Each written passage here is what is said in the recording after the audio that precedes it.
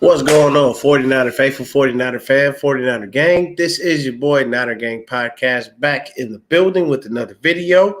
So definitely hit that like button, hit that subscribe button, turn on those post notifications so I can keep you up to date on any and everything San Francisco 49ers.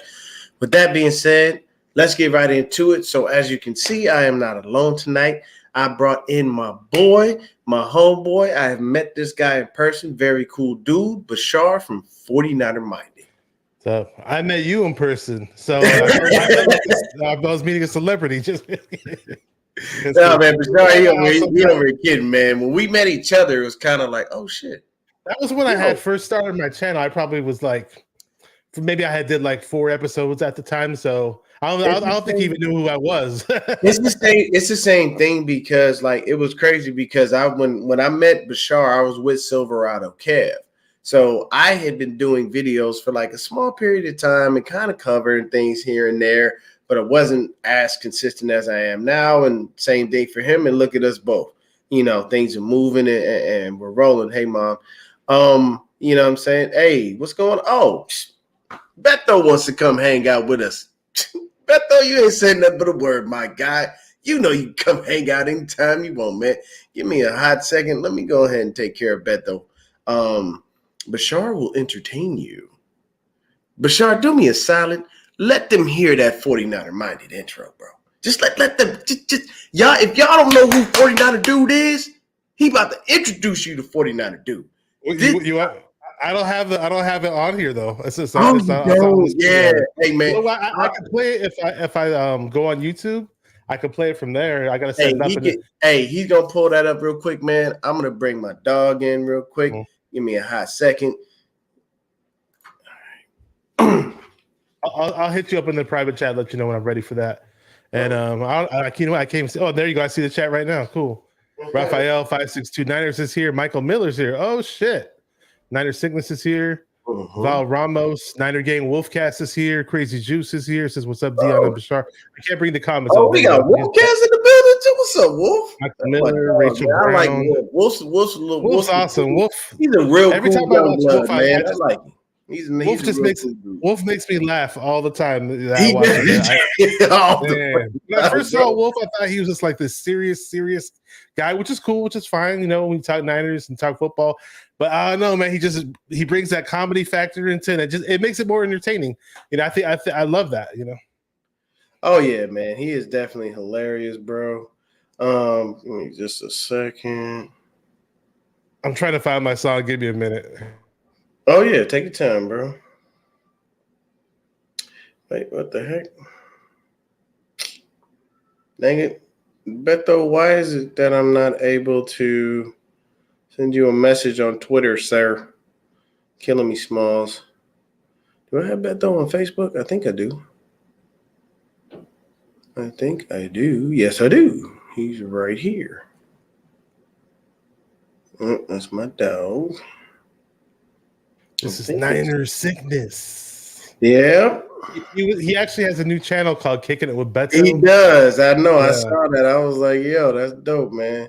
That's awesome that you'll have that too. You know. I watched about maybe 80% of it. It's like him kicking back, and he's got this like DJ background that's like with these pulsating speakers, and he's playing all these old school jams. And he used to be a DJ out in the clubs in San Jose, actually, back in the day. So that's dope, man. Yeah, I have music's a big hobby of mine too, a big passion of mine too. So it's always good to talk to other Niner fans who are into music and stuff like that. You know. Oh yeah. So look, let me let y'all just hear Bashar's intro. I am gonna figure out how to do my own intro. I don't know when, I don't know how, but I'm gonna do it. So let me hit that in real quick, man. It's not just a thought process, but a way of life. 49er minded. 49er minded. I can't shake it. It's 49er mind that I got. It's 49er shine that I got. My psyche's on another Frisco. Super Bowl, don't sit slow, cause here we go with a super show. A rain go session. About a ready go to Special. With some well-controlled expressions, let's talk about that win that we got. Who should have been in the spot? That's how it's been in the spot. Just roll that back, all that crack, all that straight fumble sack. Just call it on up if you wanna talk smack. It don't matter what the story line, as long as the story aligns with a 49er mind. 49er minded. It's It's not just a thought process. Hey man, that's a cold intro right there, y'all. That's a cold intro, man. When we get into the minds of 49er fans. Exactly. We gonna get in. We gonna get into it tonight, man. Beto, I shouted to you on Facebook, man. I hope that's the right one. So you looks like you got several accounts, man. Just take a look at either one, bro, and I got you. I shouted to you on Facebook, so you want to come through and chill with both of us? It's all gravy, man. So we might as well just go ahead and start off with the real. Joe Montana. You know, see, I would try to say let's play good cop, bad cop because we have the same hat technically. Just yours is black and mine is red.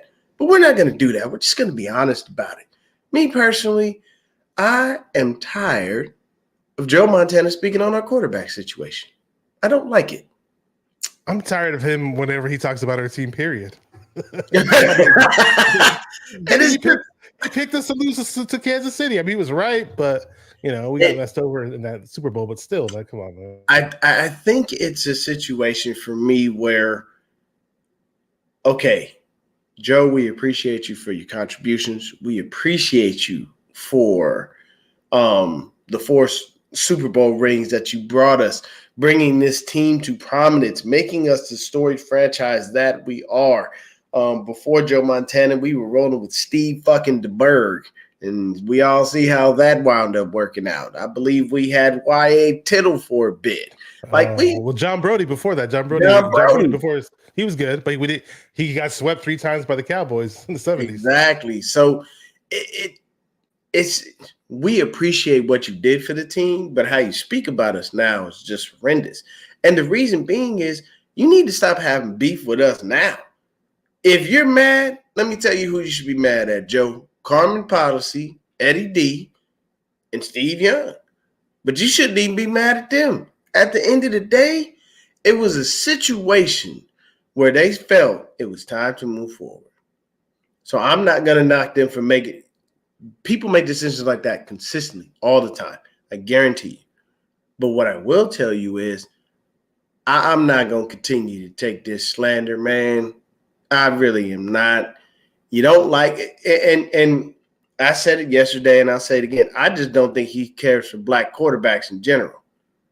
You know what I'm saying? Because when Cap was in, who was he riding for? Blaine Gabbert. And we all see how that worked out. Gabbert was in for a few games. And Chip Kelly was like, well, you suck too. So fuck that. We're going to put him back in. And then what happened? We come into the situation with Trey Lance and he's like, nah, keep Jimmy. Oh, well, they've got the money. They could just go ahead and pay him. Just keep Jimmy, keep Jimmy, keep Jimmy. And I'm like, what, Joe? You played in 4 Super Bowls, won all 4 of them. You went to the playoffs. You won games. Have you ever looked at this young man's playoff stats? Have you ever watched him in the playoffs? Do you pay attention to us enough to do so? If you have, you would understand he has not a stitch of you anywhere in his soul. You could win. He couldn't. You know what people tell you about Eli Manning? Eli Manning was one of the worst regular season quarterbacks ever. But the 2 times he made the postseason, he won Super Bowls. The exact opposite of Jimmy, actually. Polar opposite. And like that will take you into, like, if you look at the Mannings. You know what you wanted? And this is gonna blow some people's minds. You wanted Eli in the playoffs. Because Eli made some shit happen. But you know who you wanted in the regular season? Peyton. I don't care what no one says. With Peyton Manning at the helm, the Colts knew for a fact every single year they were going to the playoffs. Outside of his first year, because he was 4-12 and looked like garbage, but he was a fucking rookie. Didn't really have a team built around him. They didn't have a culture yet. And I don't think Dungy was there his first year. Don't quote me on that. I'm not a Colts fan, so I can't say that I'm right on that, but I don't believe Dungy was there. I believe he got in a little bit later. But let's bring in the man, the myth, the legend, Niner sickness in the building. What's going on, bro? How you doing, man? What's up, brother? How you guys doing? Thank you for inviting me in, man. And let me come. Of course, man. It's always good to have people come and hang out with us.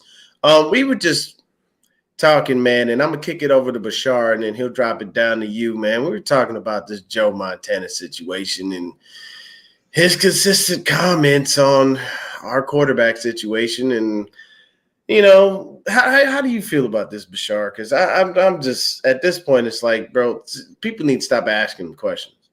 Yeah, and I forgot to say it. Thank you for having me on. First time I've been on here, and we've collabed multiple times, and obviously collabed multiple times. Niner Sickness, what's up, bro? It's good to see you here. Good to see everybody in the chat. And Joe Montana, I mean, for me, it's like I'll be honest. Like from after his playing days were over, I just noticed that his whole demeanor off the field wasn't something to my liking. So I'd always be like, I love Joe Montana, the player. The person, not so much. So that's always where I've been. And now it's like with all his crazy Niner takes over the years, it even solidifies what I thought. It's like, okay, I guess I wasn't wrong. So I don't have to feel sorry. I don't have to apologize for me just kind of bad-mouthing Montana because I don't like him. I don't like the things he says, the things he does, but whatever, man. I don't have to deal with him on a personal level. I mean, sure, he did great things, amazing things for us as a player. I'll never, ever forget that. None of us will, especially if we actually had the chance to watch him. But, I mean, I'm almost at the point where I feel like he doesn't even watch the games. I mean, he'll probably watch the playoff games. I think there's actually a clip where he watched the Super Bowl live when we played KC. I could be wrong about that. I know there was some clips of some NFL players live sitting, and I forgot what broadcast it was, but you could pull it up on YouTube and watch it. You'll see them watching the game live. I'm not sure if Montana was there or not. I know like Brett Favre was, for example, but either way, I mean, it doesn't seem like Joe Montana is really, really focused in on the Niners and zoned in on them, and to really make, strong statements, that really makes sense. That's pretty much how I look at it.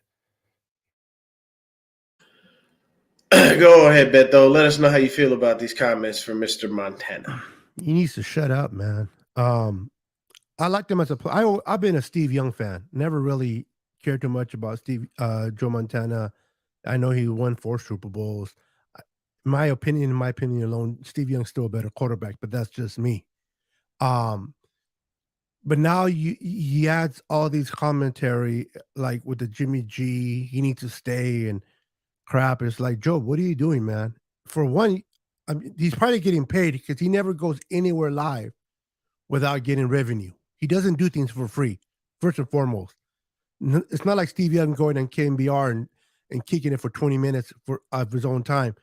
If you see Joe Montana on any radio station or any podcast, it's because that podcast had to give him revenue for him to come on.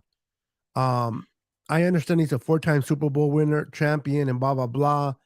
But even freaking Tom Brady goes on podcasts and doesn't charge. So it's not like Joe Montana needs the damn money. So, Joe, come on, bro. Why are you taking away from people from welfare when you're a millionaire in your bank? That's not cool. So I never been a big fan of Joe, and I better shut up before people start like unfollowing me on my channel. But it's all good. I respect Joe. I love Joe as a player, like Bashar said. But what he's doing off the field is like, Joe, just, you know what? Go live in Montana or wherever you live at. Go look at some cows and whatever. And you're fine. Jennifer still looks fine even at her age. Be happy, bro. Be happy. Just get off the media. Man, I appreciate. Go to Yellowstone.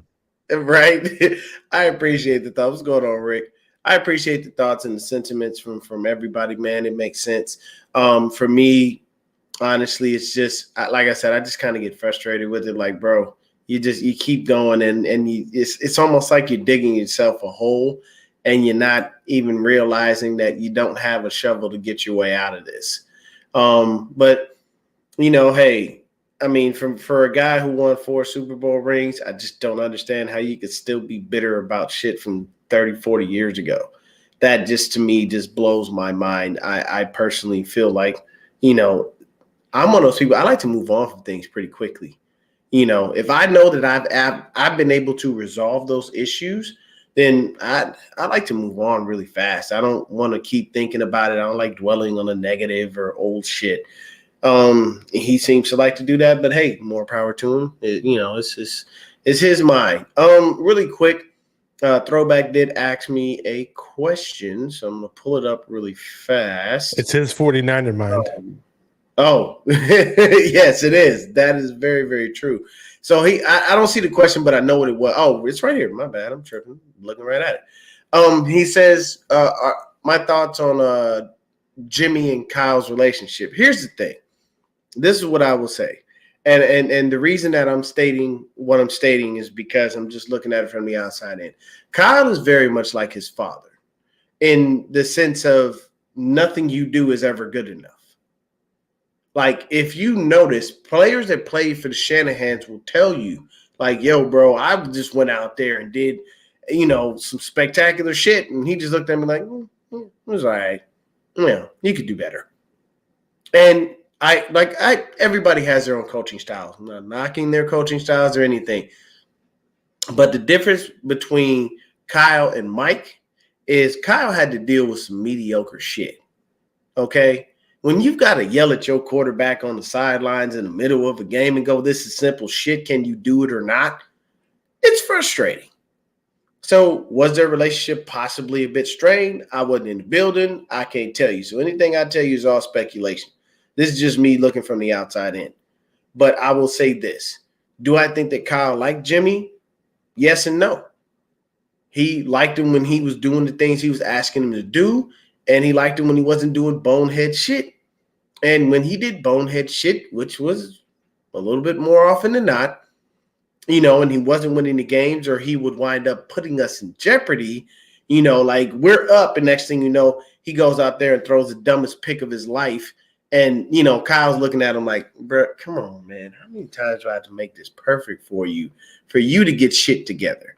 So me personally, I think it was a little bit of a love-hate relationship. I want to say probably maybe 55-45 on the love and hate. But I mean, I really don't care about their relationship. I think it's just a situation where when you deal with a quarterback that's inconsistent, that needs everything around him to be perfect, and unfortunately your record as far as winning is tied to him in that manner, you kind of look at it and go, oh, I really don't want to do this, but what the hell happens, but he seems to find a way to make fucking magic.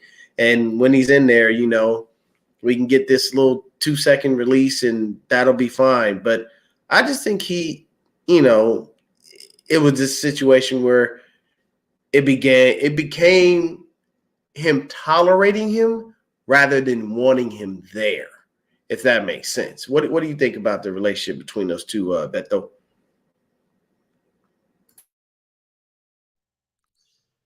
Yeah, no, I'm with you, bro. I am with you. Honestly, to be honest with you, my mind right now when you were discussing, I was talking to Mr. Michael Miller, who's in your chat, or either yours or Bashar's, but he claims I owe him a hat. So I just wanted to let sure he knew that I owe everybody a hat. Don't feel special. You're not special, bro. So hang in there, bro. I'm telling you, before I hit 99 years old, you'll get your hat. I don't know where the hat came from, but so I was kind of dealing with him. So I kind of didn't really I don't want to sound disrespectful, but didn't really catch your end part of your point. So when you addressed me, I'm like, oh shit. No, it's okay. It's just it's the relationship between Jimmy and Kyle. Oh, Jimmy and Kyle. Yeah, okay. like he was Throwback was asking, like, how do we feel their relationship is? And for me personally, gotcha. I just think it was that toward the end of things, it became tolerable. Yeah. Because you have to think about it like this.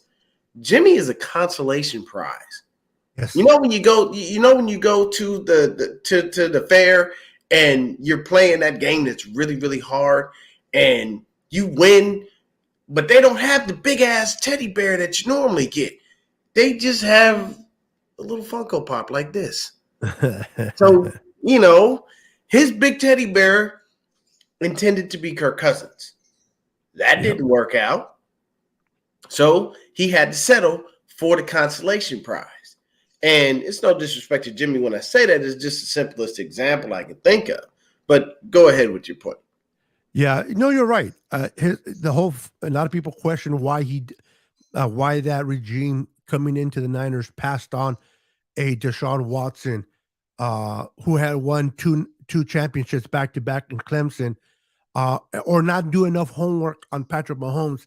He could have been a Niner, but he already came in stubborn, wanting his guy and Cousins, and I wouldn't be surprised if he's still pursuing that guy for whatever reason. Um, and he just did not do his homework. And so I believe that Jimmy was a consolation. He kind of brought it's like, okay, we screwed up with a quarterback. Um, let's go ahead and see what Jimmy can do. The price was right. You know, he was a high draft pick for the Patriots. But as we know, he did come and he did win games for us. You know, he did change the culture a little bit, Jimmy, with Kyle. But we knew those that really watch X's and O's and knows their shit right away saw that Jimmy was not going to be the guy that would take you to the promised land. He would take you, he might take you through the valley. Not to get biblical, but Moses brought the Egyptians out of Egypt, took him through the valley into the promised milk and honey, but he wasn't the one that was able to take him in. It was his disciple. I can't think of his name, but my point being is we can only go so far with Jimmy. Jimmy's not the guy. I saw his limitations way too soon before they actually came out, based on his footwork, on his throwing mechanics. And when pressure comes, he panics and he just throws interceptions. He's not laser focused like Brock Purdy. Brock Purdy, for being a rookie, he concentrates on what's happening. He makes his reads. He doesn't allow the pressure. Maybe because he's never been hurt. Who knows? But we saw the limitation with Kyle, with Jimmy, and I think Kyle, to this point, is fed up with Jimmy too. He knows. I don't know if you guys noticed when Brock came in and started to play well. Kyle opened up his playbook. Kyle began to call plays that you would normally not hear called for Jimmy. And that's what Kyle wants. And he knows with Jimmy, it's not going to get there. That's why when they asked him about Jimmy coming back, he says, nope, I don't foresee him coming back. So for those that are worried about Jimmy coming back or those that want him back, you're going to be disappointed because I guarantee he won't be back. Kyle doesn't want him. He knows his limitations. And we had him on the contract. Now we're not going to pay him what he wants to bring him back. So I think the relationship between those two guys are it's time for them to break up, and Jimmy needs to go and find another girlfriend. Yeah, hey, you know what, Beto? I couldn't have said that better myself. I'm going to kick it over to Bashar for his thoughts on this subject. But for me, really quick, honestly, that's the truth of it. This is that breakup. This is that final breakup. Because you know what?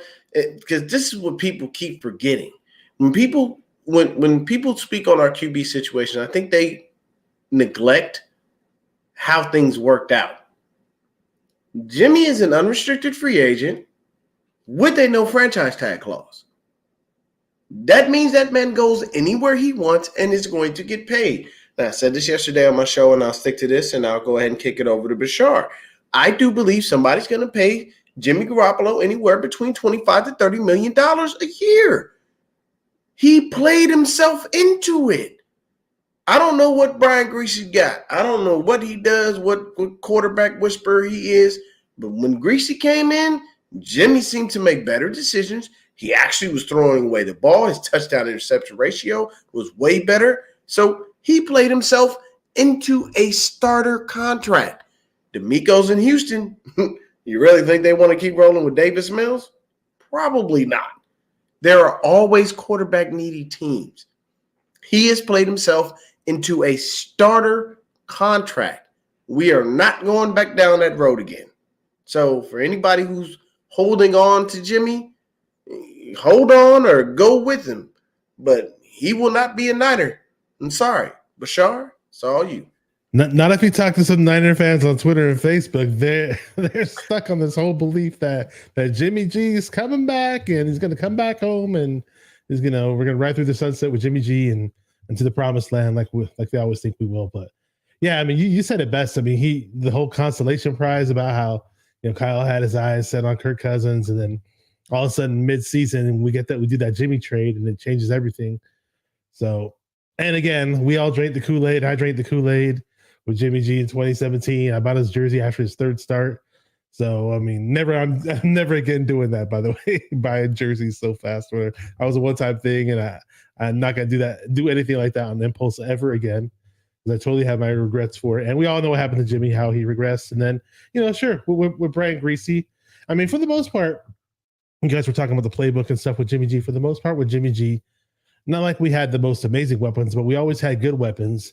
And this season, it just became amazing weapons. But for the most part, regardless of what weapons we had, Kyle pretty much set up the plays, the playbook for Jimmy. Just, play within your limits and don't fuck it up. Excuse my French. Do not mess this up. Now, this season, we actually saw him finally. I'm not going to mention the debacle in Denver, as I call it, where he was doing an MC Hammer dance in the end zone, or the BS that we saw that he did in the Chiefs game. But Dion's loving it. Other than those two games, I mean, for the most part, Jimmy was all right. He was all right. I mean, he wasn't like setting the world on fire or anything like that this season. But like you said, his touchdown to interception ratio was actually pretty nice. Was really nice, actually. If you just look at the numbers, black and white, the numbers were actually pretty good. But again, how was he gonna be in the playoffs? Because we all know playoff Jimmy was always different than regular season Jimmy, and playoff Jimmy did not cut it. Playoff Jimmy. This team, we're all about winning Super Bowls. Every team in the league wants to win Super Bowls. We came to the realization that we weren't going to win a Super Bowl with this guy who never put us over the hump.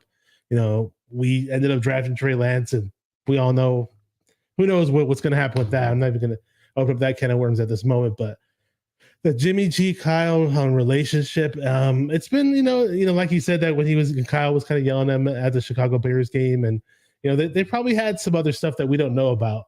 There's probably been some other stuff behind the scenes, because the way Kyle responded in that press conference, he just that was it was borderline unprofessional is what it was. And sure, not that he said anything really, really bad, but you could just tell. You could sense it in the tone of his voice. You could sense it in his facial expressions and the way he was so quick to shut down the whole idea right off the bat when it was asked. And no way in hell we're going to sign this guy for a damn contract. I don't see it. We'll sign some other veteran. One of the veterans. I know Joey's in the chat. What's up, Joey? Joey wants Derek Carr, but we're not going to spend Derek Carr money for a quarterback, either on him or another quarterback of that price tag. We're not going to be spending that kind of money, but we'll see. We'll see how it goes. But yeah, I mean, the Jimmy G saga has ran its course. That's for sure. Yeah. So as far as the Derek Carr situation, he just the Raiders just granted him permission to speak with the New Orleans Saints. To be honest with you, Carr wouldn't fit here, man. And here's the number one reason: Carr don't stay healthy. Have you ever seen Derek Carr healthy through a full season? Nope. That one season, the Raiders were having a good year. He broke his leg. And what happened? Broke his damn leg. So you go into the playoffs with, I don't know who the fuck that dude was. He was really good that year too, man. The team was really good that year. He was balling. So it's like you can't get what's going on, John Lynch. You can't get a good John enough Lynch out of Carr. We'll shift off to the quarterbacks, but we'll talk about it because the topic of this show is free agency. We got a couple of guys leaving. We've got some dudes that are gonna, walk out the door, and some dudes we could care less if they walk out the door. So I did compile a bit of a list here as it pertains to our free agents. And when we start off, we have two guys at the quarterback position that are leaving, i.e. Jimmy Garoppolo and Josh Johnson. Now, me personally, both of them can go, and I would never care to see either one of them again because I'm sorry. Josh Johnson has been on every damn team in the league and has never produced much of anything. Yes, Jimmy has been here. Yes, there was he had his moments. He was winning, all that good stuff, but he never shows up in the playoffs. So Whoever gets him, more power to you. Go ahead, do whatever pay him whatever you feel you need to pay him. I'm just letting you know he's going to take you through the regular season. He might have a few ups and downs, but you'll get to the playoffs and he'll disappear. You do not believe me? Please, by all means, go back to 2019 and look at any playoff game he's been in from then until now. I'm sorry. He doesn't show up. And if you don't believe me, then I don't know what you're watching, or if if you're blind, if you just don't want to see it. It is what it is. But how do you guys feel about how do you feel, Bashar, about Josh Johnson and Jimmy G making the old exit there? I don't. Just kidding. No, when we signed, I met Josh Johnson really, really quick. It was like for 2 seconds in Candlestick. They had this thing where after one of the training camp practices, it was actually a training camp practice in Candlestick, and you can walk on the field and meet all the players. And I just met the no-name guys, as I wasn't about to stand behind 100 guys to meet Patrick Willis, Yeah. And who I ended up meeting eventually later in life. I met Patrick Willis, which was awesome, but. So I've been John. He's a nice guy. He's a nice, quiet guy. I mean, he's been in the league for 14 years. I didn't get to see the available lists of who was available at the time when we were trying to get another quarterback, but obviously we couldn't get Mayfield because the Rams cock blocked us on that move. And that would have been nice to have for them, and then you mentioned that Trey Lance might have been able to be healthy, in the playoffs, but then that didn't work out for us either. So we didn't really have a real backup other than Josh Johnson. So Josh Johnson is Josh Johnson. Let's get a real guy in the mix, and Jimmy can go, and we're not going to sign those guys. So quarterback, we're going to look elsewhere in free agency. That's for sure. Yeah. Talk about it, Beto. Yeah, bro. Josh Johnson and his concussion can go. Him and Jimmy are done. I do think the Niners may be looking at bringing in a veteran from free agencies to help out the youngsters in situations. And I think if you don't mind, I'm gonna just mention a couple of names that I'm looking at is Jacoby Brissett. I think he'll be a good fit, a good leader. I like him, and I also like the other kid, Taylor Heineke for the Commanders. Okay, he's going to be available. Those are the two guys that I'm looking at. They could potentially be at a very reasonable cost against the salary cap, and can come in here and bring veterans. Won't be starters, but will bring that veterans into the locker room and can definitely teach Trey and Brock a few things. Those are the two guys. So I don't see Jimmy or Josh coming back at all.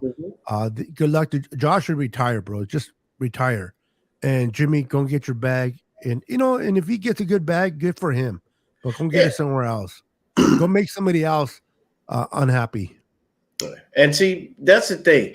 I'm not saying that, like, if people who know me know I don't care for Jimmy Garoppolo, but I'm realistic. I'll say this. I didn't like Kobe Bryant. I hated him. I really did. I didn't never like Kobe. But I can tell you this, he was a goddamn good basketball player. Okay. Yes, he was. I was with you. I was with you on that one. Kobe literally is the closest thing that we would have ever had to Jordan. Ever. Period. I don't put LeBron in that conversation because LeBron ain't got that dog in him. He doesn't have that killer instinct. That's not who he is. We can have an argument on that. And no, there is no argument. LeBron is better than Jordan. I can tell you that. I'm gonna need you. Come on, Beto. I'm gonna need you to stop that blasphemy. I need you to stop. Dion's a Bulls fan. Dion's a Bulls fan. I'm gonna stay out of this one. Go ahead, Dion. Okay, this is what I will give you. Does he have better athleticism than Michael Jordan? Yes. I've seen LeBron do dunks and make moves that average human beings can only dream of. But was he better than MJ? No, not in any way, shape, or form. And you're referring to MJ literally was the antithesis. Titles? MJ had 6. No, but I'm referring to that he's good because of the titles, or you? No. This isn't just strictly the titles. Okay. I'm talking about an evolution of a whole career along with things outside of basketball. You got to think about it. MJ is the first dude to really get that big shoe deal. You know what I'm saying? And crazy thing is, if you notice, a lot of things about him and his career and the way he went about things. Like I've always likened it just to a killer instinct. And there are people who have it and people who don't. You know who has killer instinct in football? Bill Belichick. You know why? Because he doesn't care if he's beating you by 50. He wants to beat you by 100. He truthfully could give two shits if you're oh, but that's not good sportsmanship. Well, it's not my fault your team sucks. Tell these motherfuckers to play better. What do you want me to do about that? Like that's the mentality that you must have. But I can't say that I would ever in any way, shape, or form, just looking at LeBron from his career. Now, as far as numbers, LeBron's made way more money than Jordan made during his playing time. That like LeBron's gonna literally own a team when he leaves the league. I do fully believe that. I truthfully do. And I think the only reason he's still playing is because he wants to play with his son. But you know, Bronny's a baller. His son better. He's not the physical specimen LeBron is either. The physical specimen his father is, but god damn that kid can play. Yeah. He's good. Yeah. And I mean, you gotta think about it. And shout out to my boy his name is Ed Estevan. So if you know where those guys played high school ball at Sierra Canyon, so my boy Ed is the assistant head coach, and I went to high school with Ed. Ed was really good. Ed was a dope baller, man. And if you have a chance, anybody out there, take a look at IMDb TV. It used to be, but now it's called Freevee. Just look at the Sierra Canyon stuff. You'll see my boy Ed there, man. He helps coaching those dudes up. It's definitely a beautiful thing to watch. But, you know, I even talked to him, and I'm like, bro, why you ain't tell me that you did this? Like, I need to promote this just to show you that I'm proud of you. You know what I'm saying? Just from man to man. I don't want nothing from you. I don't need I don't want nothing. I just want to promote the fact that you went from playing ball to coaching some of the kids and some of the greatest players in the NBA. Like, and you know, Ed is one of the most modest and humble people you'll ever meet in your life. I love him to death. Ed, if you see this, bro, nothing but love to you. Continue to be great. Continue to keep coaching them up, man, because whatever you and that coaching staff are doing, y'all are churning out fucking stars. But moving on to the next guy, my guy that I love. They call him Third and Juwan. I call him Juwan motherfucking Jennings. You know, everybody has a name for him. He likes Third and Juwan. He got to come back. Look, he didn't earn himself a ridiculous payday, but man, get that man a couple mil. Bring him back. I say bring Juwan back because you need him. You can't. BA and Debo are dope. But Ray never really showed up like that in the receiving game. There's people out there that, you know, other receivers we didn't really have. Danny Gray was pretty much obsolete because Trey Lance wasn't playing. Nobody could throw him the ball deep. That was his specialty. You know what I'm saying? So we just don't have a ton of guys, and I honestly feel like he is that dude. So talk to me, Bashar. How do you feel? Do you feel like we should bring back Juwan Jennings or let him go? I like Jennings a lot. I mean, the guy can block his ass off for one thing. Mm-hmm. He's not fast. He's I guess you could say he's a slow guy compared to other wide receivers, but and we all know how he is on third downs. But as slow as he is, he likes to get run after the catch. He finds a way to make people miss and get extra yards once he does catch the ball.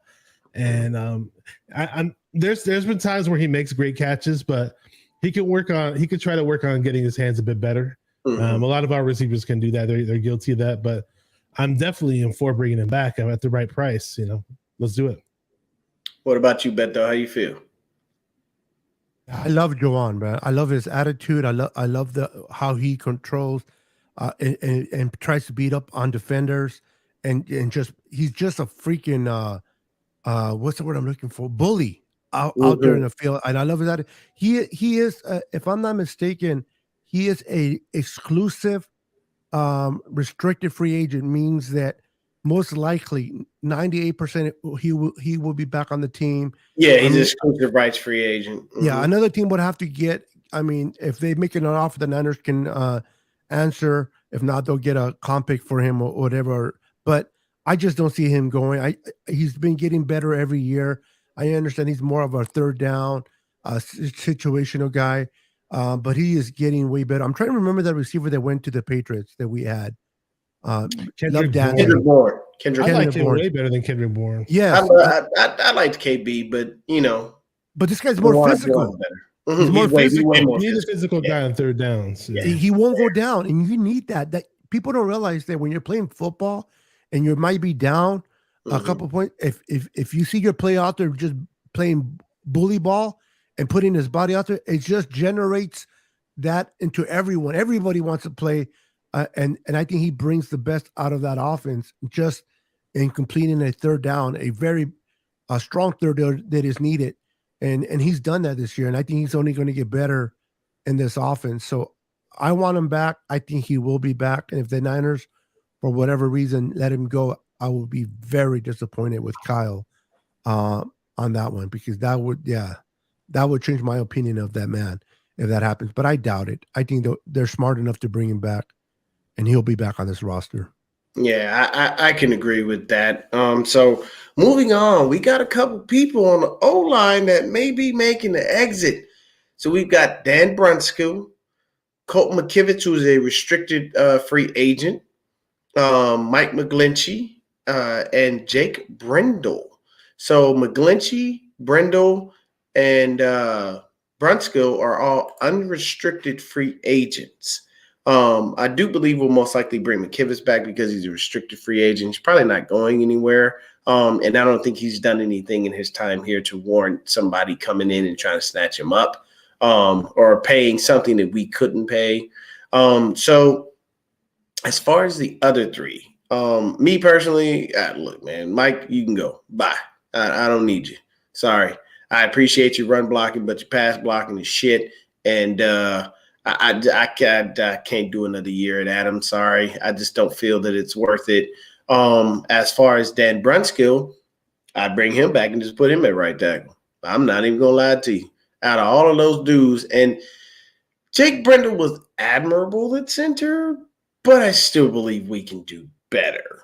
So I will say this. For me, I'm thinking you keep Brunskill, you keep Colton McKivitz, and you let the other two walk. What say you, Bashar?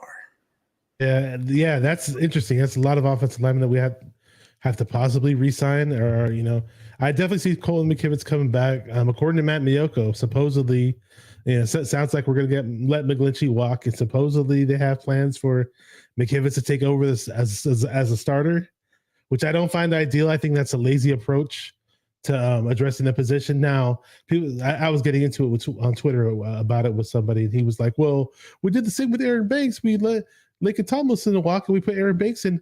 But the difference is Aaron Banks was a high ceiling player coming out of college.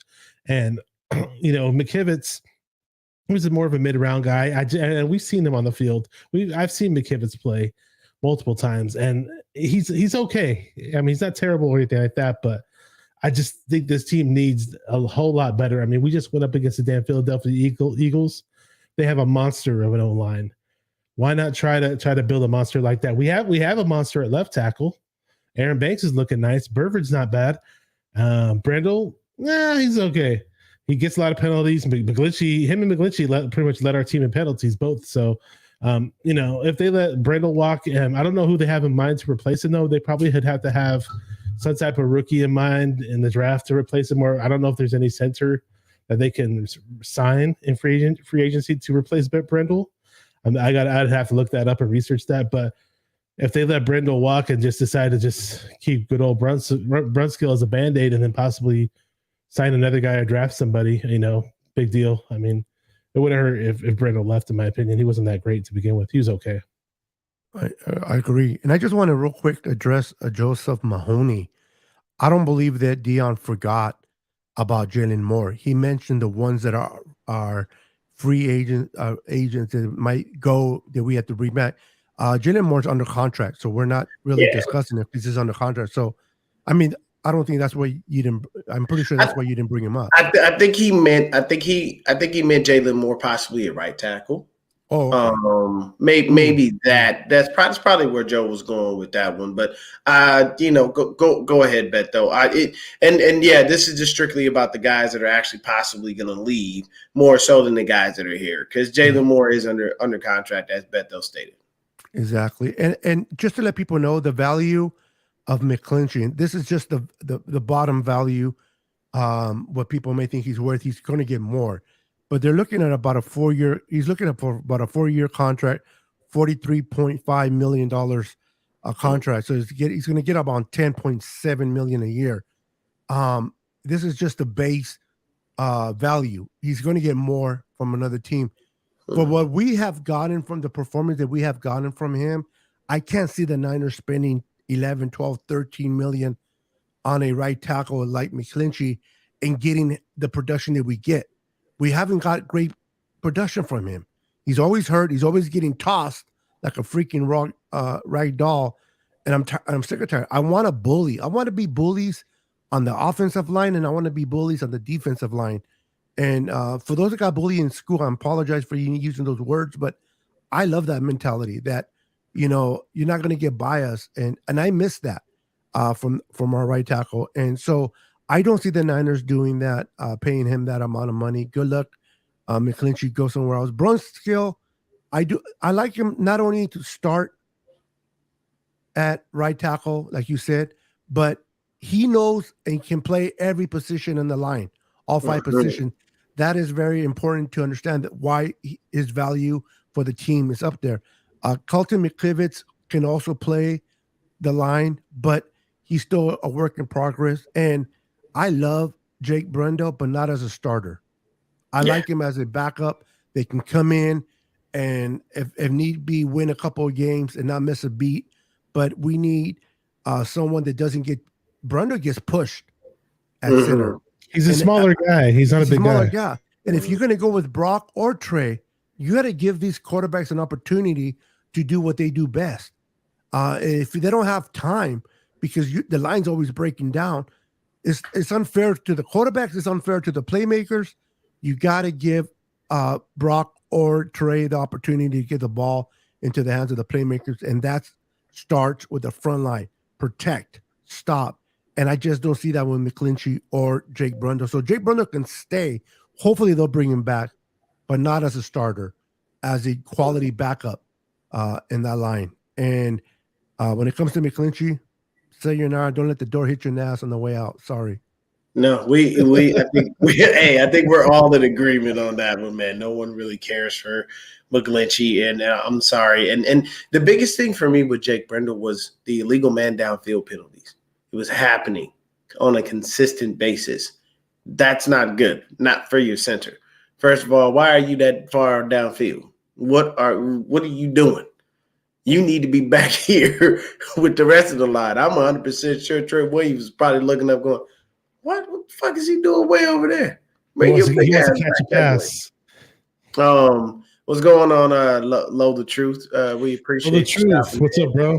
Hanging out. So next guys, these two guys, I really am not even going to spend a lot of time on. I'm just going to tell you, if they stay, they stay. If they go, they go. It's Tyler Croft and Ross Dwelly. And to be honest with you, it doesn't matter to me. I mean, you can bring somebody in to be Kittle's backup, maybe even just stick with Ross because but you don't really need to because you have Charlie Warner. And though Warner may not be a receiving threat, he is a very good blocker. So, I don't know. What do you guys think? Croft, all he pretty much does is block. He's not really that great of a tight end receiver, so to speak. And Dwelly, he can catch, but when was the last time he did something for us? What, the Seahawks game, week 2, when he caught that touchdown and nobody covered him. It's like we could do so much better at the tight end position. Now, I was just pulling up some names of who's available. But I think they're probably going to draft a couple tight ends or maybe one tight end. Who knows who they sign in free agency? But I mean, we probably won't go for Mike Gesicki. Him and Dalton Schultz are available. Austin Hooper's available. Evan Ingram, Robert Tanyan, Hayden Hurst. There's a couple of names I'm throwing up. Mercedes Lewis is available. I wouldn't mind getting them. I don't know if he could play anymore. I don't know how good he is now, though. Nah, Mercedes is old, man. That's my guy. I'm a UCLA guy, man. Mercedes, he's on the back end of his career. He's serviceable, but he ain't doing nothing big for you. One of my friends actually went to high school with Mercedes Lewis, and he always wanted him to play with the Niners. But yeah, you're right. He's up there in age. Keep an eye on Austin Hooper. You mentioned it, Bashar. Mm-hmm. Kyle was pursuing him, I think, a year or 2 years ago. He wanted him before he went to Cleveland. He wanted to bring him to San Francisco. I think that Austin Hooper and Kittle match up very well together. He's a great blocker. He's a little slower, not slower. Little, what's that word I'm looking for? Compared to Kittle, he's not like Kittle, but he's right below him. Yeah, what Kittle can do. And I like him, so he's going to be available. The other two guys that you guys brought up, Dwalin and Croft, I don't think the Niners will bring him back unless they come for the very minimum. Other than that, and Austin Hooper, I mean, he'll cost somewhere. I don't know if he's going to cost somewhere around $5 to $7 million a year, so that could be a little steep. But he's what? How old is he? He's 28 years old. He was a third round player, so I like him. I would love to see what he can do with Kittle. Yeah, he's actually him and John Lynch had the Stanford connection.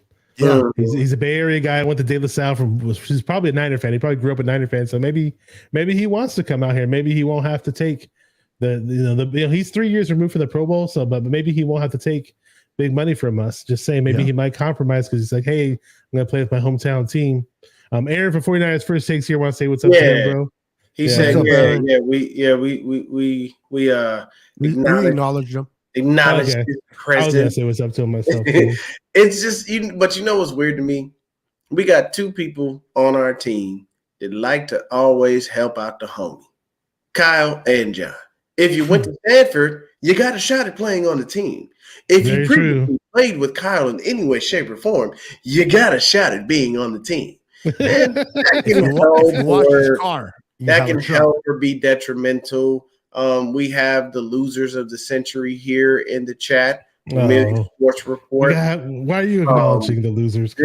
Well, no, I always state that because they will dick ride their bum ass championship from last year until literally it says 0 on the fourth quarter and there is a new champion crown. It's literally all they have to go on.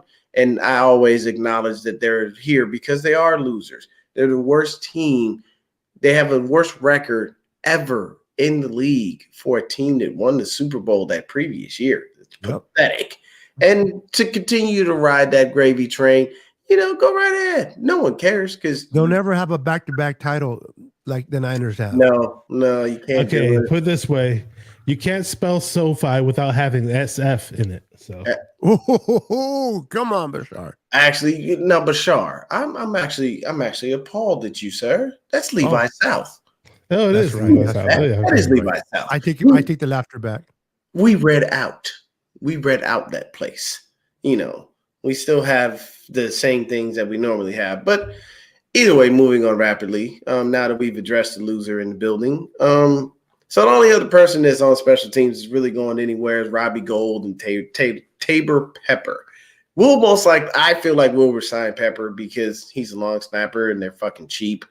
Robbie Gould, go ahead and retire, man. Do whatever you feel is best for you. Nice having you. We'll pick a kicker up late in rounds. At least that's just my thoughts process. What about you guys? I want to pick up a kicker with a damn leg, and I love Robbie Gould's consistency. Don't get me wrong, but it would be nice to have a guy who can actually make a 56-yarder field goal or a 60-yarder.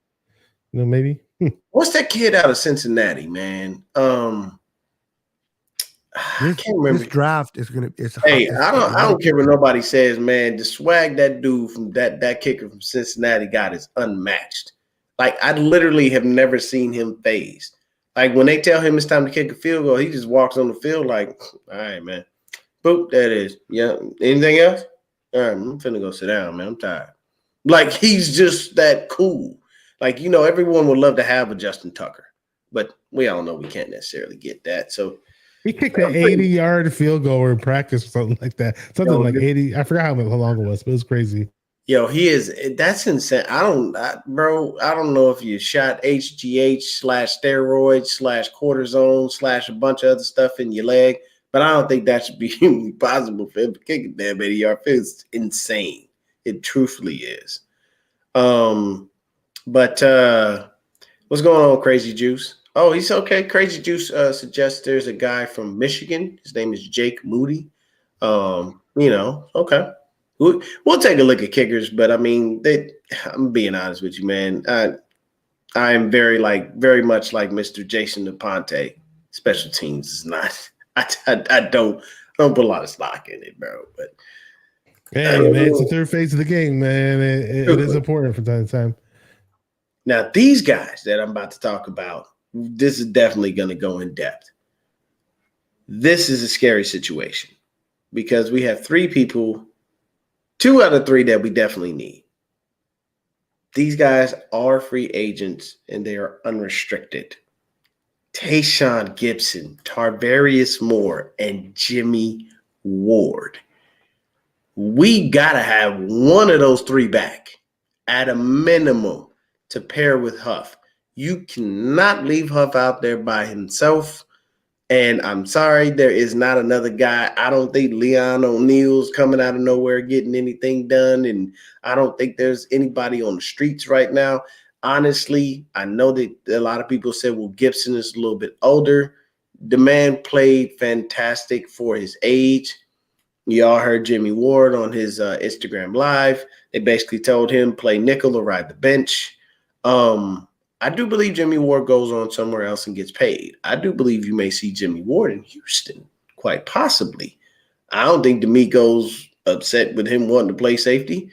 He got to rebuild that whole damn team anyway because that team is trash. So we got to get one of those guys back. I'm of the ilk, if you're looking to save money, sign Tayshaun Gibson, give him some money, you know what I'm saying, give him a couple years, and draft a dude that you can put on a team and build behind. He can learn under him and say, okay, hey, look, I'm only here for a couple of years, man. I'm going to just say, look, man, I'm going to teach you a couple things, learn, watch, grow. And then when it's your time and I'm out. So that's basically it, man. I honestly feel like we've got to keep at least one of those 3. I like Gip. Unfortunately, Moore was hurt pretty much most of the year, and now he is healthy. But what do you think, Beto? Yeah, we definitely have to keep. I love to bring back Gibson. Mm-hmm. The way he played this year, just played out of his mind. We got great production from him, and I think he has about another year that he can give us. Mm-hmm. If we may lose Ward, like you said, there's a kid by the name of Justin Burris from Carolina, safety. Okay. Not bad safety. You know who our defensive coordinator now is. So as soon as we hired Wilkes, I started looking at all the free agents of the Carolina Panthers and see who might fit, within, and I'm not, within the budget of our finances. And this kid is pretty decent. I mean, if we can bring Gibson, I prefer Gibson, but if we can bring him for whatever reason, this kid, Justin Burris, I think he can fill in nicely under his head coach, Wilkes. So, but I definitely hope we don't lose Gibson. I would love to bring him back. I would love to bring back Jimmy, but I just don't see him coming back. I think he's going to go after the bag, and rightfully so. Go and get your money. Even if I don't like players or like them, regardless, I'm never against any player getting their bag. People don't understand that these owners are freaking SOBs. It's only about them. So when a player has this opportunity to make his money, go and get it. Yeah, and I agree with that because like I said yesterday, the NFL is a nonprofit organization, people. I don't understand how you can make billions of dollars and be a nonprofit. That makes absolutely no goddamn sense. That makes no sense to me at all. Not a bit of sense. But I can tell you this. If you a nonprofit, then I'm about to milk this shit for every dime I can get. I'm going out there asking you for exorbitant amounts of money. If I'm Jimmy Ward, I'm telling you pay me $30 million a year. And if you meet me in the middle at 25, I'm okay with that because I shot high and still got more than I expected. But what do you think on this safety situation, Bashar? Because we gotta keep one of these guys.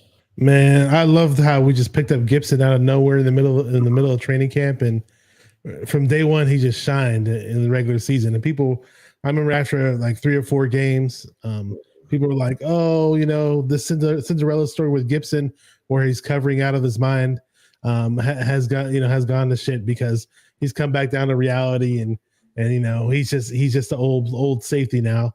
And nah, man, and Gibson was second in the league in interceptions. I mean, he, for the most part, played pretty badass football. I mean, he was a great pickup, one of the better free agent signings we've had this season. And I'll be more than happy if we welcome him back. And of course, he's up there in age. I wouldn't give him like I give him maybe a 2-year contract. Maybe I wouldn't go crazy or anything like that. So there's other safeties we can draft. I mean, now as far as Jimmy Ward, I liked what he did in his role. I liked how he didn't like his role in the beginning, but then he started to embrace it. But at the same time, he still complained about it. So, but he played well. It would be nice to keep him because he played well. But he wants out. We know he wants to be a free safety again. Some people in the chat say, "Hey, bring him back and make him the free safety." But I'd rather not do that, especially with that big mouth of his. No, I'll pass. Jesse Bates is available for the Cincinnati. I don't think we'll go that route because we don't really go out of the limb. We just don't go off the limb to freaking signing safeties for big money. But he'd be a great player to bring in the system. But there's Devin McCourty available, Adrian Amos, Von Bell, Eric Rowe, Jonathan Abram. Those are some names some people available. Of course, we could draft somebody. So we'll see. Tarvarius Moore, I had some hopes for the guy when we first had him in the 2019 season. The kid ran a 4.3 at the combine. In 2019, he was making plays and getting interceptions, and he just hasn't been the same guy. And I guess injuries do that to you. Yeah, it unfortunately happens, man. So, I think we all would be in agreement. And the one thing that I will say is the addition of Steve Wilkes. See, this is where things for me take a better turn. The reason being is our linebacking crew is already elite.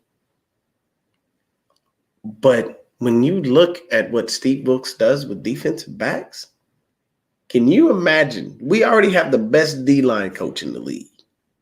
Corey Unlin, we let him walk out the door. Why? Because Steve Wilkes is here. So if you got Wilkes and he turns those DBs into more monsters than they already are, what are you going to do as an offense against us when we've got stellar defense all across the board? That's what you're gonna do when Steve Wilkes' DBs run wild on you. I'm telling you, man, that's straight up exactly that's what it is. So the next thing to look at is the linebackers, really quick. And 2 guys that we could possibly lose are going to be DFF and Azeez Al-Shaair. Now, Flanagan Fowles, you're more a special teams guy. They'll probably bring him back for the low. That's always how that works. He hasn't done anything to warrant getting paid anywhere else, so they'll probably bring him back. Me personally, it is what it is. I don't really care. I like McCrary Ball, so I think you can move on from DFF and let McCrary Ball get some burn. Let him get out there and see what's up. What's going on, David Corona? What's up, Crazy Juice? But I would love to have Azeez back. I think that even though he was a little injured here and there, Azeez. I'm telling you, man, that trio of Azeez, Fred, and Dre, that's a scary trio. And I would hate to be, I would hate this to have been the last year that I saw it. But what say you, Bashar? We'll go back to you and then we'll come back around back up. I think this is the last year we see it because I think Azeez wants, so somebody, from where did I hear this? I wish I could quote that person. But somebody was saying that, I wouldn't be surprised if D'Amico Ryans tries to snag Azeez and make him the Fred Warner of the Houston Texans. Shout out to whoever said that. I heard it on some podcast, and I thought it was great. It may have been from the Morning Roast of Butcher Boy and Bonte Hill. Maybe have been them too. But, yeah, I love what he did. I'd be more than happy to keep the guy. But it looks like they'll probably move on with McCreary Brawl and Demetrius Flanagan Foles in the mix. And who knows who they end up drafting. We are pretty good at drafting linebackers, so we'll see. Okay. Yeah, I'm mute, Beto. I'm mute, bro. That would help. Thank you. My birds are going crazy, so I'm trying to keep them out. If Aziz does go, I would love to bring back Aziz, of course, first priority. But if he does go on to the Texans and becomes that Fred Warner over there, and I heard that too. It wasn't from the roast, but I heard. I can't remember who said it, but I know that who said that. But a kid that I'm looking at, also from the Panthers, is Corey Littleton. He was with Yeah, I the remember Rams, and then he went with Carolina. He's 29. He's very good. I can see him following Steve Wilkes and coming in here and maybe replacing the void of Aziz if Aziz is not here. But my priority would be to try to bring Aziz back and keep him with his crew, man, because these three guys work so well together: Greenlaw, Warner, and Aziz, man. So hopefully we can bring him back. But I can understand if he wants to kind of get out of the shadow of Fred Warner and become his own man in tech with the Texans, and I can see that. And I'll wish him, I'll still love him and respect him no matter what, but I hope he chooses us over the Texans. But Corey Littleton, thank you, would be one to keep an eye on. Or also Trey Edmonds from Buffalo, but I think he'll be a little too much. Oh no, Trey Edmonds, yeah, he gonna fetch a little bit too much money. Yeah, now. I think Buffalo's gonna dole out the bread to keep him there. I call him literally the taller, buffer Steve Urkel because that's what he looks like to me. Who looks like Steve Urkel? Yeah, bro, he do. He really does, man. Like Edmonds, the linebacker from the Buffalo Bills. Just look at him, bro. He's hilarious, bro. Just looking at him. So we got all the depth that we had at D line. We got a couple people walking out the door. So we've got Hassan Ridgeway, Kevin Givens, Mo Hurst, Samson Ebicom, Charles Omenihu, Kerry Hyder, and Jordan Willis. Now, of all those people I named, the only people that I truthfully care about out of all of those dudes are just three: Omenihu, Hurst, and Willis. Those are the guys that I would like to bring back. Everyone else, they're there. It is what it is. But I honestly am thinking you got to bring back Willis. You got to bring back Omenihu for what he did and the pressure that he created. And you got to, and Kevin Givens is a great run stuffer because I'm sorry, I'm out on Javon Kinlaw. But what say you, Beto? Yeah, I agree. I am done with Samson. I think, yes, he does bring some pressure on the quarterback, but for the money he's going to demand now, there's always going to be a team out there that's going to make him an offer that I don't think the Niners would respectfully try to match for the services of Samson. I definitely can go a different direction. But the guy, you mentioned a couple of guys. I love Omenihu and Jordan Willis to come back.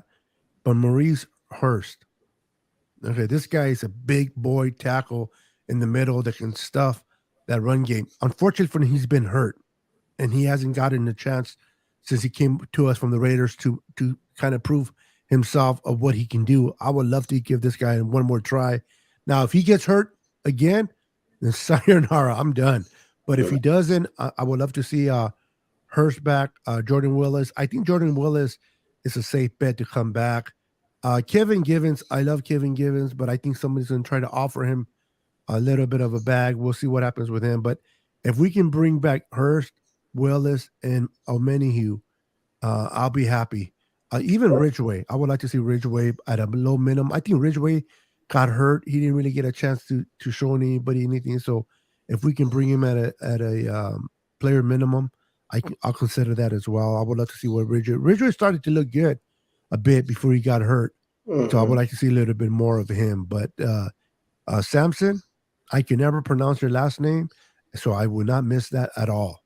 Yeah, so the funny thing is I've never heard him pronounce it himself, but shout out Jay in the Bay. Jay in the Bay calls him Samson Ebukum.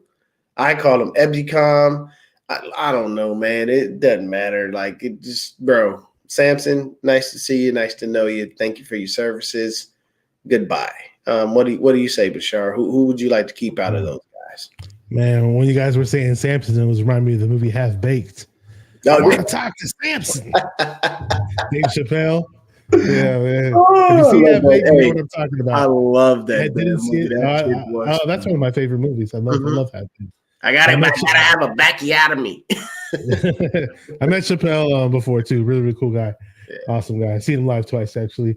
But yeah, man. I mean, this D-line group with a whole bunch of our free agents, but you know, it's gotten to the point where Samson Ebukam's he's not worth what we're paying the guy. He's just not.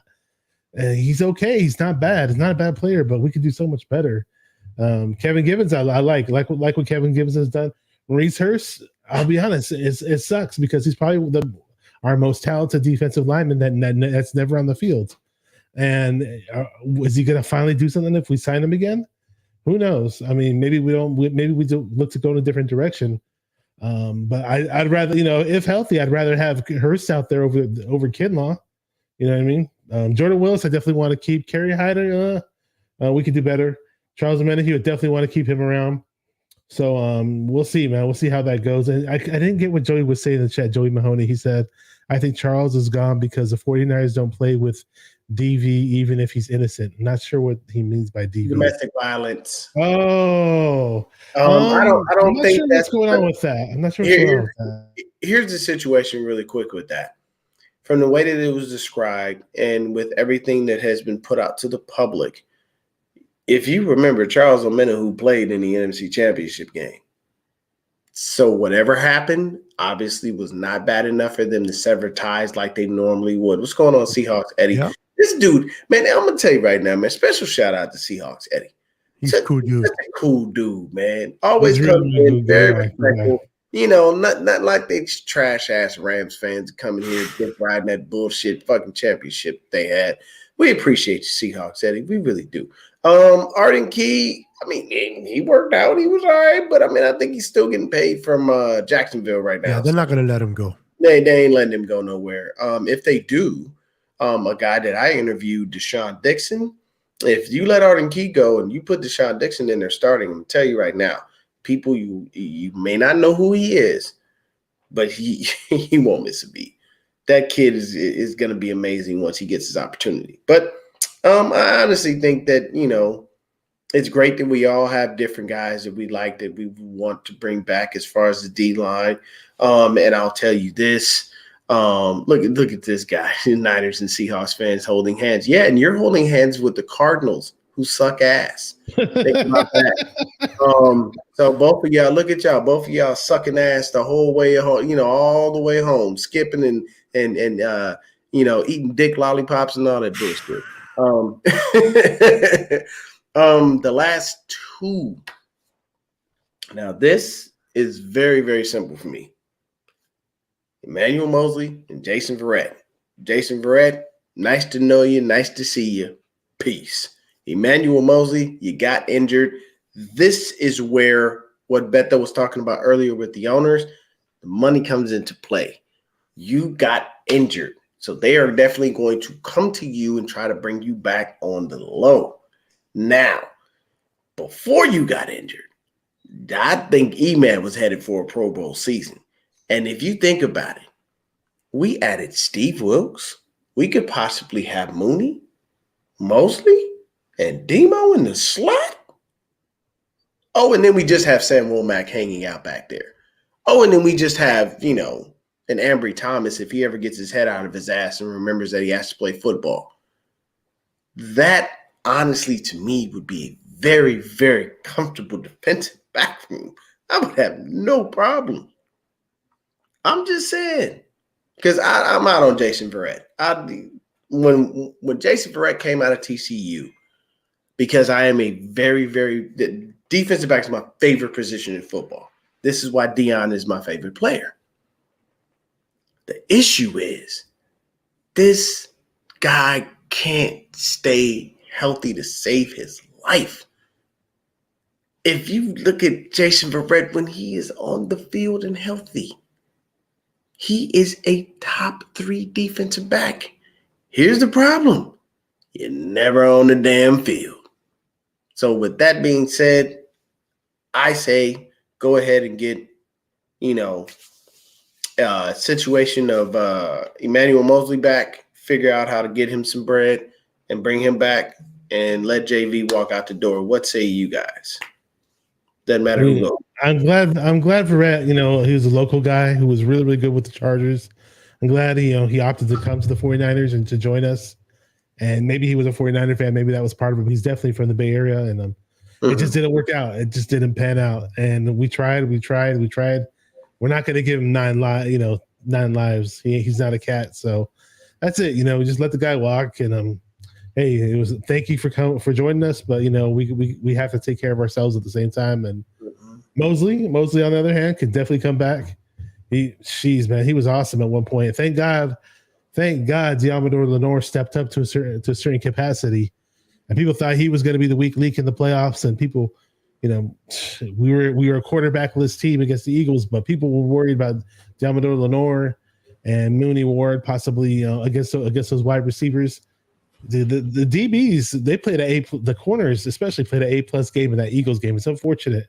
We all know why it was unfortunate. I don't want to get stray away from that, but what up, Melissa? I see you. So you know, it's just, you know, we probably draft some. You know, I wouldn't be surprised at all if we draft another corner or two. You know, if Wilkes is in the he's over in there in the draft war room, and he's gonna be like whispering in Kyle's ear, John Lynch's ear, and say, "Hey, I like this guy. I can make something out of this guy." And like you said, like, because Wilkes is like basically like, just like you said, he's like a Chris Kosaric of DBs, man. That's going to be really, really nice. I don't think we've ever had that. I mean, we had a player type coach in Sherman, which I think Sherman, some people still hate Sherman because of the whole turkey thing and all this, him talking bad about Crabtree or whatever. But the moment I saw Sherman jump onto the 49ers and coach all the DBs, I erased all the hate I had for him, because I saw how willing he was to help the younger players. And I think he installed a certain culture within our DBs. Ever since he came along, well, what do you know? The 49ers actually have serviceable corners. Yeah, I've never been mad at Sherman. And here's years ago when they had the whole Sherman and Revis debate, I would tell people all the time, you got to go with Richard Sherman. You know why? Because I don't care about this Revis Island bullshit. First of all, you can't stay healthy. Second of all, when you did get a new contract, you cried like a little bitch because you want to get paid more than Nnamdi Asomugha. And we all see how that worked out for Nnamdi, because he basically got exposed to be worthless. And I think he's an actor now, if I'm not mistaken. And then at the same time, Richard Sherman could pick the ball off. He was actually that guy. So that was part for me. That was my reasoning. Like, hey, look, bro, it is what it is. You know, I don't care that he was mad or he came in, got and did this or did that. The man talked his shit, but he backed it up. And when he failed, he owned his shit. So I respect him for such. I know a lot of people didn't like his shit talking. To be honest with you, I think as a person, as a human being, I like Shannon Sharp. But I don't like the fact that he hangs out with Skip Bayless, because Skip Bayless talks a lot of shit about him. And I'm personally, if I'm on that show, I'd look at Skip and be like, you can kiss my black ass. Fuck you. I'm out. And I'd have told FS1, thanks for the contract, but no thanks. I'm not about to sit here with this motherfucker continually disrespecting me like I ain't no goddamn baller. Like I didn't play in the league, because Skip Bayless got owned by so many people. Jalen Rose owned him. Terrell Owens owned him. And he still consistently runs his mouth. So I get, you know, it's a job and whatnot, but I would never take that from somebody like that, because he's just an asshole. But what do you think about that situation, Beto? There we go again, muting my ass. I'm sorry, I'm just arguing over here with Mr. Ram, the little brother Rams, in the comments. But back to Sherman. Oh yeah, I see that right there. So now, wait, Eddie D and Jerry Jones cheated. First of all, I'm not worried about what the Cowboys did. I truthfully am not. You know why? Because this is not. You see any Cowboy fans in here? No, we're not. There's not a Cowboy fans. All I'm worried about is what the 49ers did. And let me explain something to you. We didn't cheat. We just were better than you. That is your fault and your problem. Talk to your worthless ass owner that fucked you guys into paying all of that rent on SoFi because he tried to be slick about it, while the Chargers pay $1 for rent. So if you want to continue to talk about people cheating, talk about your bum ass owner and his slick, underhanded bullshit that got him kicked swift in the ball sack. And now y'all pay rent for a stadium while the Chargers literally live in your home rent free. That's hilarious, though. Yeah, how that happened for the Chargers. That organization is racist. The Rams, they got rid of a good freaking black quarterback for a white quarterback. They couldn't play shit because of the color. And I can get into that. The Rams are racist, and whenever you're racist, I'm done. Yeah, I mean, it is what it is, you know what I'm saying? But let's get back to the Niner talk. I just had to address that because I love when people try to bring us down when they know that their bum ass franchise ain't They only worth got shit. two Super Bowls, bro. We got 5. Yeah, they may be old, Yeah. but they're still sitting in the shelf. They still were one. We had 5 parades. Okay, the Rams had 1 because the other one was across the Atlantic Ocean over there in St. Louis. That wasn't even the parade that won that the Rams. You can't even call that a parade. They were hiring fans. They're like, put on this jersey, we'll give you money. Mm-hmm. There was nobody there. I'm telling you, nobody. And I've said this before, I'll say it again. If the 49ers were to win a championship, if we were to get a Super Bowl ring, do you understand that line would be from fucking the Bay all the way down to LA? They would literally have to travel California, the whole coast. When y'all won, what was it, 5 people on the streets?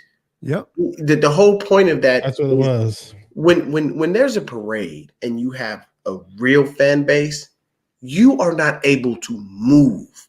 There is no room to breathe. Yep. You can't be on your phone. You got to literally possibly lock everything away that you have, because in that mix of all of those people, you can get robbed easily because there's so many goddamn people. But at your parade, there was so much room. Y'all blocked off all them streets in LA to do nothing. It was pathetic to watch. In 2020, when COVID came out, nobody can be out there. The Lakers had a better parade with nobody out there than the Rams did. Thank you. Besides COVID, so it's like the Lakers always have amazing, huge, gigantic. But parades. It was COVID year though. Yeah. And they still had more people come out on a COVID year when you're not supposed to. They over there like, look, we'll catch COVID. We Laker fans, and Laker fans are deep like that. I know this for a fact because my pops is a Laker fan, and Laker fans, their fandom runs deep. I'm talking back to the Great Western Forum. I'm talking to the Minneapolis Lakers. Yes, I know the history because I'm from Los Angeles. So I'm telling you right now, there are franchises that have fans and they show up. Unfortunately for you, Vermilion Sports Report, you guys don't show up. There's no one around. And like I said, when you get to 5, then you come holler at me. But right now, you're just not in the area. You know, when they look at the historical franchises of the league, the only thing they say about you guys is, well, that was the greatest show on turf.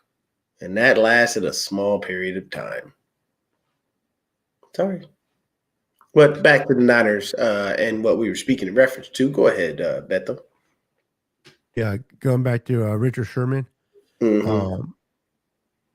I don't know, Richard Sherman. That dude's like, I like him, and then I don't. The thing that he did with the turkey will always rub me the wrong way, no matter how. When he sat there in our 50, I said, but once he came over to the Niners, and one thing I noticed, this is me personally with Richard Sherman, he has been an advocate for the Niners. I mean, he hardly talks about the Seahawks the way he talks about the Niners, always positive. At least what I've seen, especially on his podcast, he's always talking about the Niners. Even when the Niners were going to play the Seahawks in the playoffs, and you knew the Niners were a better team, I was waiting for Richard to kind of like choose the Seahawks or give the Seahawks. And he straight up said, "Because the Seahawks can't win. The Seahawks have 0 chance of beating the Niners." So I liked him from that point. I love what he did with us. I love the way he was a teacher and a coach on the field. I'll be honest. I would love to bring him back, maybe a D-back coach in training or whatever, into the Niners coaching staff. I think he would do good. He's a very smart, bright guy, very loud, but I love Mhm. loudness. I love loudness when you're positive. So I like Richard. Some people don't. I like him. I didn't like him when he was with Seattle, but he won me over, especially the way he supports the Niners now. Definitely won me over. I'm a big fan of Richard. Yeah, man. So, with that being said, we're gonna get on out of here. We've been here for about an hour, almost an hour and 30 minutes. Thank y'all so much for hanging out with us. Remelia Sports Report once again, bro. It's all love, man. Back and forth banter. It's good for you to come hang out in here because there's not We really all much. love Rudy. Yeah, Rudy. there's Rudy. not really much for you Oh, to it's talk this about. Rudy Poo. Yeah. There's not much for you to talk about since we, were Thank you, cast twice Rudy. this year. I'm Yeah. a Rams fan. Look at me. I love the Rams. We won a Super Bowl last year. Oh, look at me. Look at my nipples. Oh, they feel good. Beto going hard. What is that? There's no better way to end the show than with that right there. Thank you guys so much for tuning in. It's always fun hanging out with my guys, Beto and Bashar. Check Always them a out. Niner Sickness. Check out 49er Minded. Both of those channels are awesome. They put out great content. These two young men do everything that they can to continue to give you everything. And believe me, man, they all put in the work. You know what I'm saying? And we all love our 49ers and we love our 49er fans. We will be, I'll probably be back sometime, after the Super Bowl. I'm probably not going to watch because I could really give two fucks who wins. Honestly, hopefully Cincinnati finally gets a dub. Because I can tell you right now, if we would have won and Cincinnati would have been on the bill, we already got two from y'all. We would gladly have taken the third. These are just facts. But hey, we out this joint. Everybody have yourselves a good evening. Bashar and Beto, if you guys want to plug your social medias, by all means, go right ahead. Okay, it's pretty easy to find me on social media. Just type 49er Minded on Instagram, 49er Minded on Twitter. There's a 49er Minded Facebook group. Easy, same thing on YouTube. But I'm going to probably go live maybe tomorrow night or Thursday night. I got to do like a season wrap-up type video and definitely talk about the new news. And I'm going to venture off a little bit this offseason and do some Warriors stuff and maybe some entertainment type stuff, maybe some wrestling talk, maybe some foodie talk. I do a lot of food stuff, maybe some music talk. So just because the 49ers offseason is going to have its down points, so the downtime is just going to be there. But without a doubt, I'm just going to stay in touch, and I'm going to be collabing with a whole bunch of you guys, and still going to be a fun offseason regardless. If it's wrestling, count me in. Oh, it's going to be old school wrestling. It's not. That's what I'm talking about. Yeah, because to me, the greatest wrestler of all time is Ultimate Warrior. I'll definitely hit you up. Definitely. You guys can all find me in any platform there's out there under Niner Sickness podcast for your football content. Twitter, Instagram, TikTok, Facebook, anything under Niner Sickness podcast. And also, if you guys want to just kick back and talk 1980s music, movies, topics, I started a YouTube channel called Kicking It with Beto. Kicking It with Beto, not the Kardashians. Music. I play 80s music. I play I take requests and we just have a great time. We talk about movies, we talk about TV shows. So it's just Kicking It with me, and we talk about everything. Sports, we don't even bring up sports really, but it can be brought up. But normally it's just hanging out. So it's Kicking It with Beto. So go and subscribe to that channel and let's have some fun together. Oh yeah. And see, we look as soon as we said wrestling, we got a couple of people in here.